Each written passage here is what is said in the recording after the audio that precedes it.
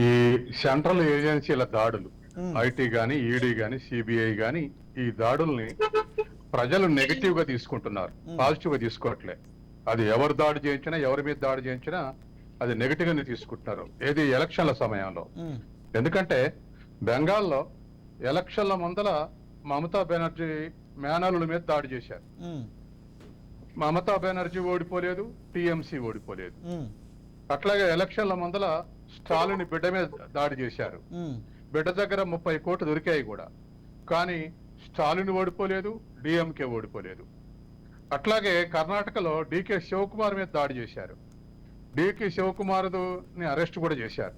కానీ డికే శివకుమార్ ఓడిపోలేదు, ఆడ కాంగ్రెస్ ఓడిపోలేదు. ఉమ్, అట్లాగే కేరళ ఎన్నికల ముందు బంగారం కేసులో విజయన్ పేరు కూడా చేర్చారు.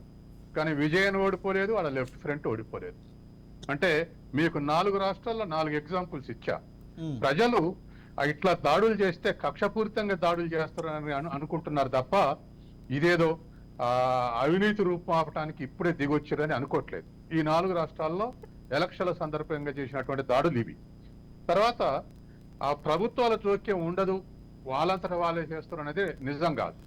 అది బీజేపీ, ఇప్పుడు బీజేపీ ఆంజనేయులు చెప్పారు, కాంగ్రెస్ వాళ్ళు చెప్పిన అది నిజం కాదు. దానికి ఒక ఎగ్జాంపుల్ చెప్తా.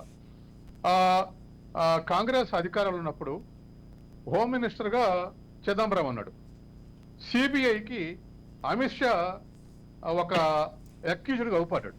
ఉమ్, పట్టుకొని లోపల వేశారు, జైలు చేసి వచ్చాడు, జైలు వేశారు. ఉమ్, అమిత్ షా హోం మంత్రి అయినాక చిదంబరం అక్యూజ్డ్ గా అవుపడ్డారు, చిదంబరం జైలు వేశాడు. అంటే కాంగ్రెస్ అధికారంలో ఉంటేనే అమిత్ షా నేరస్తులుగా అవుపడ్డాడు సిబిఐకి.